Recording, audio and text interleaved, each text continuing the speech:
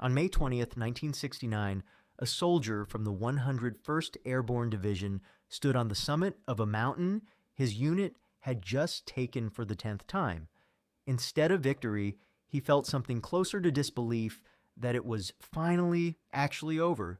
His battalion had assaulted this same hill 9 times before this final attack, each attempt beaten back by North Vietnamese soldiers dug into fighting positions so well prepared, so deeply bunkered, that American artillery and airstrikes, pounding the same ground for days, had failed to dislodge them.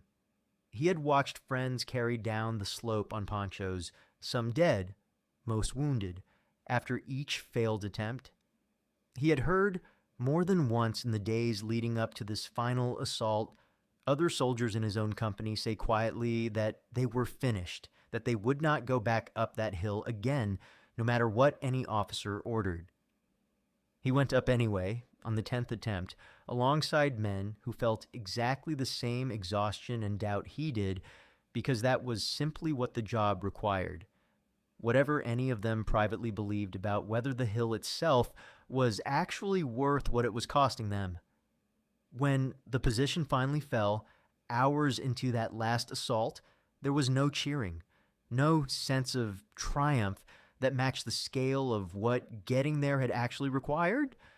There was only the exhausted, hollow relief of men who had survived something they had genuinely, quietly begun to believe might kill them all before it ended. He could not know, standing on that summit, that his own commander's radio call sign would become infamous within days, quoted in newspapers across the United States by soldiers who had grown to resent the man ordering them back up that hill again and again.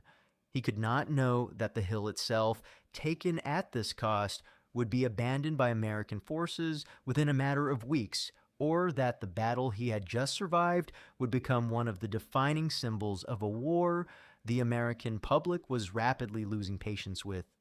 He knew only that the men around him had started calling this hill something else entirely, a name that had nothing to do with its official designation and everything to do with what 10 assaults up the same slope had actually felt like. That is the story of the objective American soldiers themselves, named after a machine built to grind flesh into something else entirely. Now let me show you exactly how it earned that name. If a story like this matters to you, if the men who lived it on both sides deserve to be remembered, a like and a subscribe help it reach the people who care. It takes 1 second. These are the stories the history books leave out. Now, to understand why this particular hill, among the hundreds of contested pieces of ground fought over throughout that war, became the one that earned this specific grim nickname, you first have to understand exactly what made it so difficult to take. To understand why American soldiers gave this objective the name they did, you have to understand the specific tactical problem this piece of ground actually represented, because it was not simply another difficult hill in a war full of difficult terrain. Api Bia Mountain, designated Hill 937 on American military maps, rose from the floor of the A Shau Valley near the Laotian border, a stretch of terrain North Vietnamese forces had used for years as a staging area and infiltration route into South Vietnam. In May 1969, as part of a larger operation designed to disrupt this activity, elements of the 101st Airborne Division, including the 3rd Battalion of the 187th Infantry Regiment under the command of Lieutenant Colonel Weldon Honeycutt, moved into the valley and made contact with the North Vietnamese forces on the lower slopes of the mountain. What began as a routine engagement in a routine operation quickly revealed itself to be something considerably more serious. The North Vietnamese 29th Regiment had prepared the mountain's defenses with real skill and real patience, building bunkers and fighting positions, dug deep enough and reinforced well enough to survive American artillery and airstrikes that would have destroyed less carefully constructed defenses many times over. This was disciplined, professional military engineering built by soldiers who understood exactly what kind of firepower they would eventually face and had prepared accordingly over what must have been considerable time and effort, well before Honeycutt's battalion ever arrived at the base of the mountain. Over the following days, Honeycutt's battalion attempted assault after assault against these positions, each one repulsed by North Vietnamese defenders who held their ground with real discipline against attacks supported by exactly the kind of overwhelming firepower that had, in so many other engagements throughout the war, proven decisive. This was not a case of American forces failing to bring adequate force to bear. It was a case of North Vietnamese defenses proving genuinely, remarkably resilient against force that, in nearly any other engagement of that war, would have settled the outcome considerably faster. What happened over the following 10 days as Honeycutt's battalion and eventually reinforcements from across the division attempted to finally take this position produced the specific grinding pattern of repeated costly assault that gave the hill its eventual name. The pattern repeated with grim consistency. American forces would assault the North Vietnamese positions, supported by artillery and air support, make some initial progress up the slope, and then be stopped by defenders who simply would not break, absorbing the supporting fire in positions built specifically to survive it, and answering with disciplined, accurate defensive fire of their own. An assault launched on May 13th was repulsed. Another attempt the following day came close to the summit before the lead company's commander was wounded and the attack lost its momentum, forced to withdraw once again down a slope already littered with casualties from the attempts before it. Documented accounts from soldiers who lived through this specific stretch of fighting describe a morale genuinely, visibly deteriorating with each failed attempt, distinct from the ordinary fear and exhaustion of combat. One soldier, speaking to a reporter covering the battle,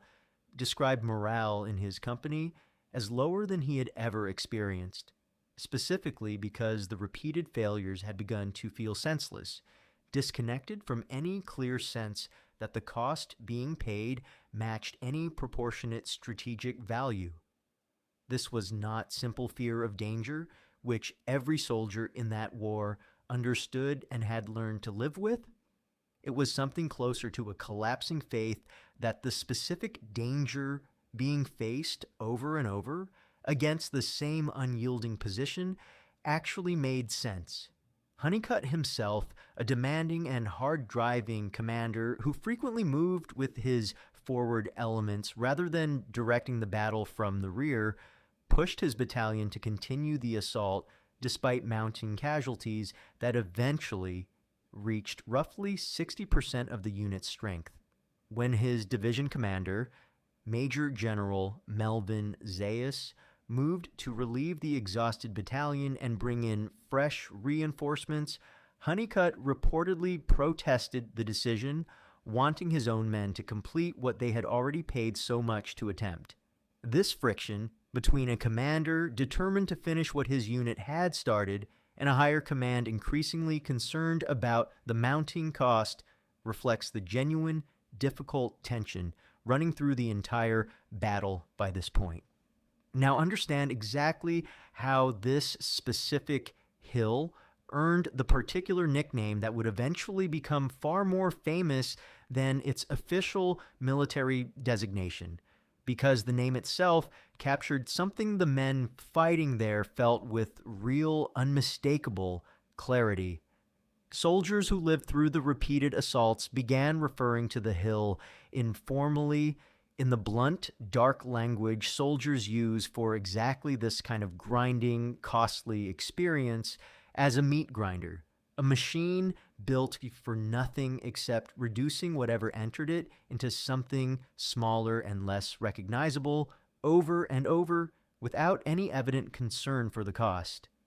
The name captured, with brutal precision, exactly what the experience of assaulting this position repeatedly actually felt like from inside it. Not a single decisive battle, but a mechanical, repeating process that consumed men and produced casualties with a regularity that felt less like combat and more like an industrial process nobody involved had actually chosen to be part of. This name spread quickly among the soldiers fighting there, and it reached the journalists covering the battle almost as fast, becoming the term used in press coverage back in the United States even as the fighting itself continued. This mattered enormously to how the battle was eventually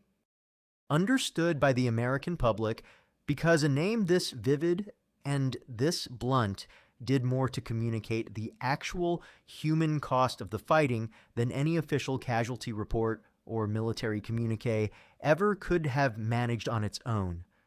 Readers who saw this name in their newspapers understood immediately and viscerally exactly what kind of fighting had actually taken place on that mountain without needing any further explanation of the tactical details involved. And there was a second related phrase that emerged from the same fighting and became almost equally well known, attached specifically to Honeycutt's own radio call sign.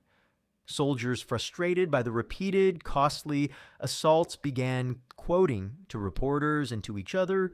variations on a specific complaint about their own commander's determination to keep attacking regardless of the mounting cost. One wounded trooper telling a journalist directly that the commander known by that call sign would not stop until he had gotten every one of them killed.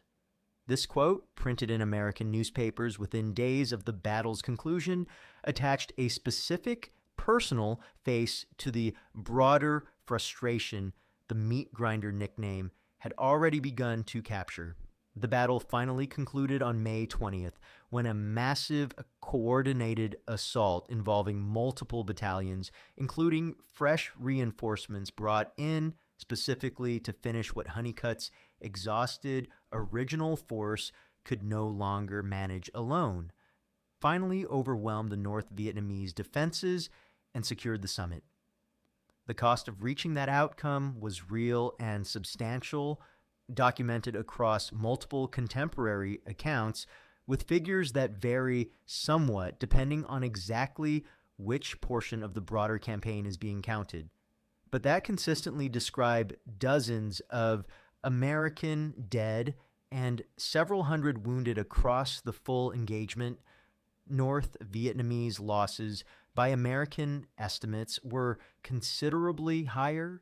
with a documented body count exceeding 600 and some contemporary assessments suggesting the true figure, including wounded who could not be counted, ran considerably higher still. By the narrow mathematics of a casualty exchange, the battle looked, on paper, like exactly the kind of favorable ratio American commanders had spent years citing as evidence that the broader war of attrition was working as intended.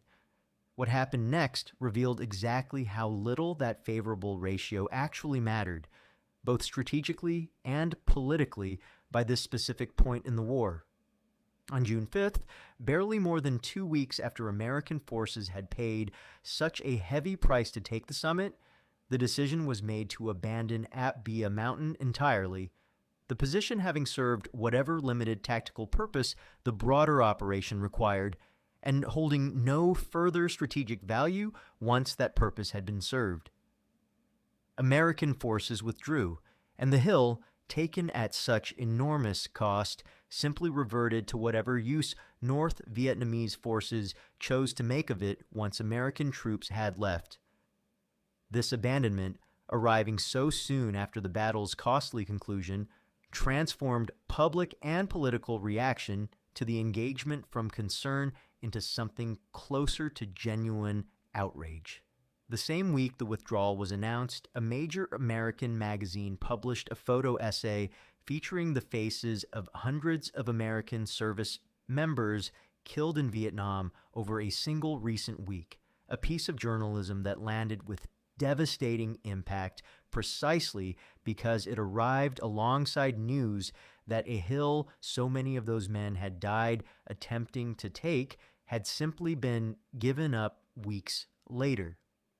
The combination of these two stories appearing in the American press within days of each other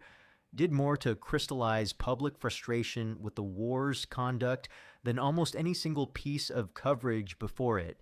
It would be incomplete to end this story without understanding the real, lasting political and strategic consequences this single 10-day battle actually produced, because Hamburger Hill did not simply become a symbol in the abstract.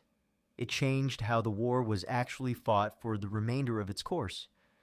Congressional criticism of the battle was swift and pointed, with senior senators publicly questioning the wisdom of ordering repeated, costly frontal assaults against a position of demonstrably limited strategic value,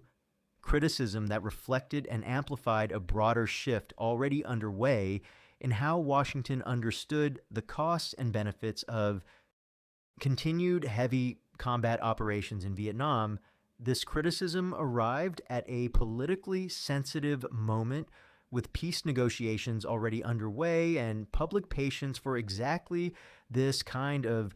costly, seemingly indecisive engagement wearing increasingly thin after years of similar battles that had produced favorable casualty ratios without ever producing the kind of decisive strategic progress those ratios had once seemed to promise. The practical military consequence proved significant and lasting. In the aftermath of the controversy this battle generated, American commanders grew noticeably more cautious about ordering exactly this kind of costly, repeated frontal assault against heavily defended positions, particularly for objectives whose strategic value could not be clearly and convincingly justified against the human cost of taking them.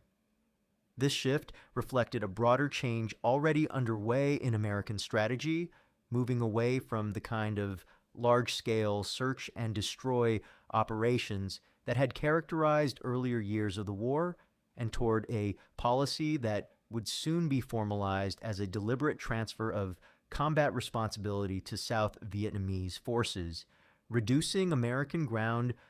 combat exposure specifically in response to exactly the kind of political pressure this battle had helped generate. This honest accounting matters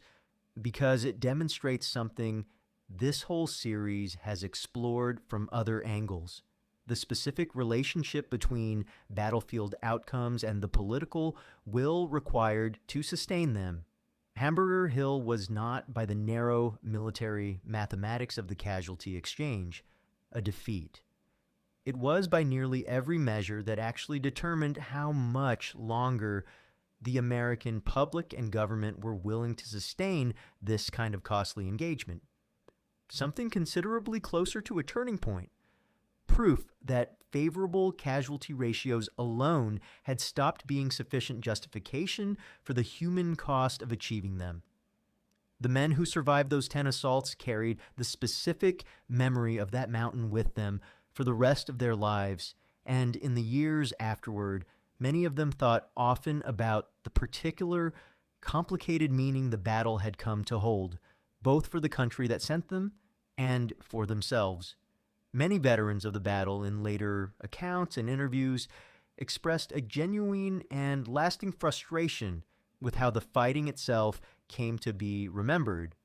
feeling that the controversy over the hill's abandonment and the political fallout that followed overshadowed the actual courage and sacrifice the fighting itself had required. They had done exactly what had been asked of them under conditions of genuine and sustained danger, against an enemy that had prepared and defended its position with real skill. And many felt that the political narrative that eventually attached itself to the battle reduced their own service to a symbol of policy failure rather than an honest account of what individual soldiers had actually endured and accomplished on that mountain. At the same time, many of these same veterans, in later reflection, came to a complicated peace with the broader questions the battle had raised, understanding that their own frustration with how the battle was remembered did not require them to defend every decision made about how it was fought. They had climbed that hill because their orders required it, and they had done so with real courage, and the legitimate questions later raised about whether that specific hill, at that specific cost, had actually been worth taking did not diminish what they themselves had done in answering the orders they were given, and many carried, for the rest of their lives, a specific and lasting respect for the North Vietnamese soldiers who had defended that mountain with such discipline and such skill, an enemy whose preparation and determination had made this battle as costly as it became. This respect did not require agreeing with the cause those soldiers fought for, and it did not diminish the genuine grief many American veterans carried for friends lost on that mountain. It reflected, instead, the same professional recognition this whole series has described in other contexts, extended between soldiers who had faced each other at close range under conditions that tested both sides as severely as any engagement of that entire war. Here is what the battle for Ap Bia Mountain actually revealed and why the name American soldiers gave it mattered more, in the end, than the hill's official military designation ever did. 4 years earlier, in a different valley, American commanders had studied a similarly costly battle and drawn a confident conclusion that a favorable casualty ratio sustained consistently enough would eventually make the war mathematically unwinnable for North Vietnam. That earlier battle at Ia Drang had launched a strategy of attrition pursued with real conviction for years afterward. Hamburger Hill fought under nearly identical tactical logic and producing a casualty ratio every bit as favorable to American forces, revealed exactly how much had changed in the years between those two battles, not in the mathematics of the casualty exchange itself, but in what the American public and government were still willing to accept as justification for that mathematics. That is the real meaning behind the name soldiers gave this hill, and it reaches well past one mountain in one valley in May 1969. A battle can be won by every conventional military measure and still mark the moment a war's continuation becomes politically and morally unsustainable if the specific cost of that victory becomes vivid and personal enough to the people ultimately paying for it. The soldiers who fought on Ap Bia Mountain did not choose the name they gave it lightly, and they did not choose it to make a political statement about the broader war. They chose it because it was the truest word available for what 10 assaults up the same slope had actually felt like, and that honest, blunt naming, more than any official report, is what carried the real weight of that battle back to a country increasingly unwilling to keep paying it. The soldier who stood on that summit after the 10th assault did not know in that exhausted moment that the hill would be abandoned within weeks, or that his commander's call sign would become a symbol of everything a tired nation had grown to resent about a war it no longer fully believed it could or should keep fighting this way. He knew only that the machine grinding up that mountain had very nearly ground up him and everyone around him too, and that no official name for that hill would ever capture what actually happened there as honestly as the one he and his fellow soldiers had already given it themselves. That is why American soldiers called their own objective a meat grinder, not because the hill demanded it, because that was simply, finally, the truest name left for what taking it had actually cost.